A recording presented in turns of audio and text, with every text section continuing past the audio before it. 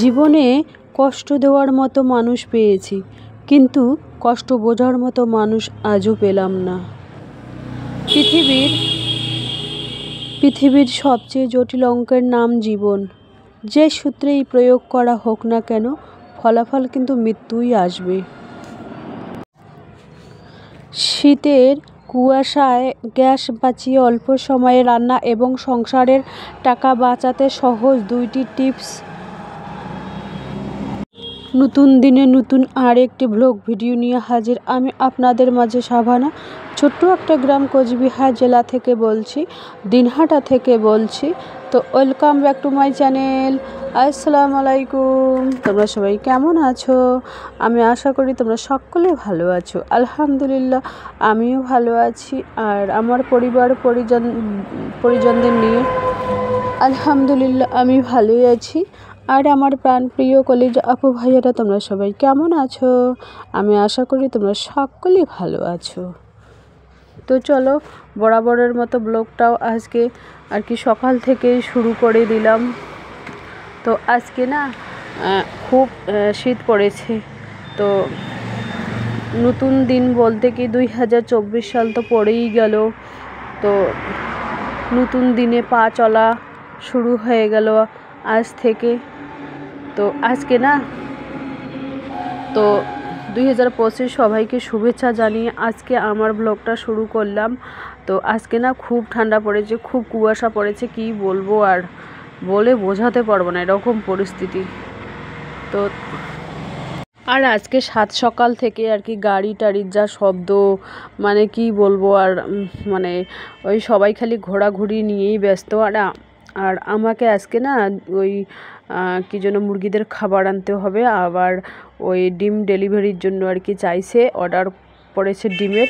সেই জন্য ব্যাগের মধ্যে আর কি ডিম নিয়েছি, মুরগির ডিম, দেশি মুরগির ডিম, আর এখানে হাঁসের ডিমও আছে, আমার মা দিয়েছে আর কি হাঁসের ডিম। তো সেই জন্যই আর কি যাচ্ছি আমি। তো এই যে দেখুন বাইরেরটা, তো বাইরের জগৎটা দেখুন, কুয়াশায় কুয়াশা, মানে রোদের কোনো নাম গন্ধই নেই।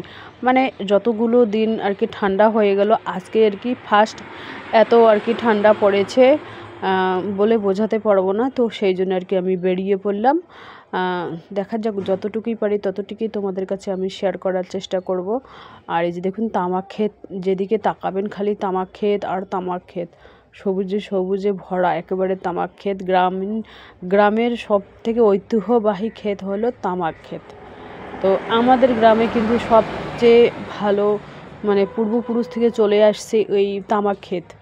তো আমরা আর কি তামাক করি না, আমার আব্বারা করে, মায়েরা করে, আমার ভাইরা করে, আমরা কিন্তু করি না।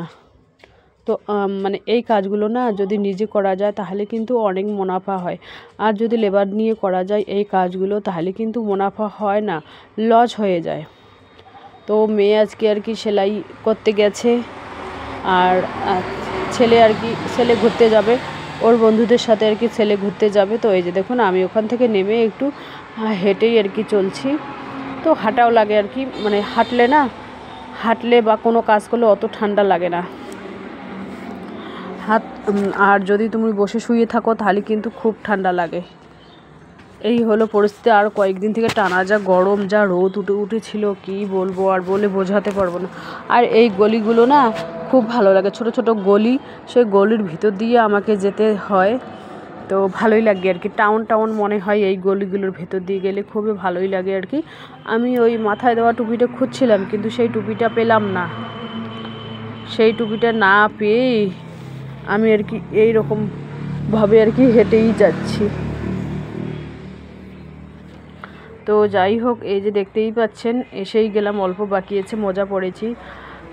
এই যে এসেই গেলাম, এই বাসাটায় হয়, এখানে আমি আর কি মুরগিদের ডিম দেই, এখানে দেই। তো এখানে একটু বসে পড়লাম আর কি, যেহেতু দাদাটা ওই পাশে গেছে, সেই জন্য আসুক, তারপরে আর কি দাদাটাকে ওই টাকা পায় কিছু, সে টাকা আর কি দেব। ছেলেকে বললাম যে এত ঠান্ডায় যেও না, বাড়ি খুব ঠান্ডা পড়েছে। ছেলে তবু মানছে না, ওর বন্ধুর সাথে নাকি ঘুরতে যাবে। তো সেই জন্যই আর কি মানে কি বলবো আর, মানে বেশি কিছু সংসারের কাজ তোমাদের কাছে শেয়ার করতে পারবো না। ঠান্ডা দিন যেহেতু পড়েছে, তো যতটুকুই পারি ততটুকুই শেয়ার করার চেষ্টা করি আর কি তোমাদের।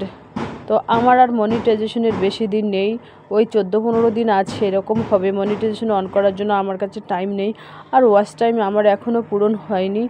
জানি না হবে কি হবে না, মানে এখনও আমাকে লাগছে 34, 35, 36, 37, 38, 39, 40, 34, 34, এখনও আমার লাগছে 550। 550 হলে কিন্তু আমার মনিটাইজেশন অন হয়ে যাবে, সেটাই আর কি ভাবতেছি। জানি না হবে কি হবে না, এরকম পরিস্থিতি আর কি। তো এই যে দেখুন দাদাটা আসলো, ওনাকে আবার ডিম আর কি ডেলিভারির জন্য দিতেই হবে। তো চলো ব্লগটা দেখতেই থাকো। আবার এখান থেকে গিয়ে রান্না বসাতে হবে। আর আজকে ভাবছি কি মানে রাইস কুকারে রান্না করব, আর ওই কাঠখড়ি আর বাঁশখড়ি আছে ওইগুলো দিয়ে না রান্না করব। তো অলরেডি আমি বাসায় চলে আসলাম। তো এখানে দেখুন বেগুন পুড়িয়ে নিয়েছি, 4টে বেগুন পুড়িয়ে নিয়েছি।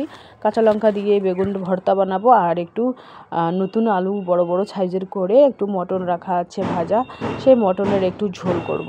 আর কিচ্ছু করব না। আর সকালবেলার আছে বাঁধাকপি ভাজা আছে, সকালবেলার আলু ভর্তা আছে, তাই দিয়ে হয়ে যাবে।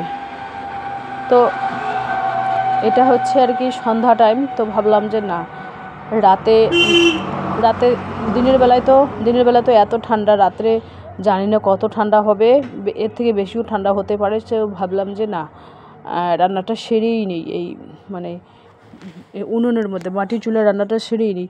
আর শীতের কুয়াশায় গ্যাস বাঁচিয়ে অল্প সময়ে রান্না এবং সংসারের টাকা বাঁচাতে সহজ 2টি টিপস তোমাদের কাছে আজকে শেয়ার করব। সহজ টিপস কি জানো? মনে করো যদি তুমি 1 নম্বর হচ্ছে, যদি তুমি ওই গ্যাস তুলে রান্না করো, যদি একটা সবজিও রান্না করো, তাহলে গ্যাস ওখান থেকে হলো 20 টাকা হলো 10 টাকা হলো সাশ্রয় হবে, বাঁচবে গ্যাস। আর 1 নম্বর টিপস কি হচ্ছে, মানে 1 নম্বর টিপস তো বললাম, 2 নম্বর টিপস কি হচ্ছে জানো? এই বেগুনটা চাইলে আমি কিন্তু গ্যাস জ্বালিয়ে গ্যাসে পুড়ে কিন্তু ভর্তা বানাতে পারতাম, কিন্তু না, এই বেগুনটাকে আমি যদি ওই মাটির উনুনেই পুড়িয়ে ভর্তা করি, তাহলে ওখান থেকেও হলো 10 টাকা সাশ্রয় হবে। তো এই টিপসগুলো তোমরা একবেলা হলেও ফলো করতে পারো, একবেলা হলেও রান্না করতে পারো। মাটির উনুনে খুব ভালোই লাগবে, আর হাতও তাপা হবে, মানে হাতও তাপা হয় আর শরীরও আর কি তাপানো হয়। যে দেখুন এখানে পোড়া বেগুনে ভর্তা আর মাংস, বড় বড় সাইজের আলু দিয়ে বাঁধাকপি ভাত, তো এইগুলো দিয়ে আর কি রাতেরও হয়ে যাবে। আর দুপুরে আজকে যেহেতু খাওয়া হয়নি, খাবো একটু। তো চলো আজকের ব্লগ এ পর্যন্তই, টাটা, আল্লাহ হাফেজ।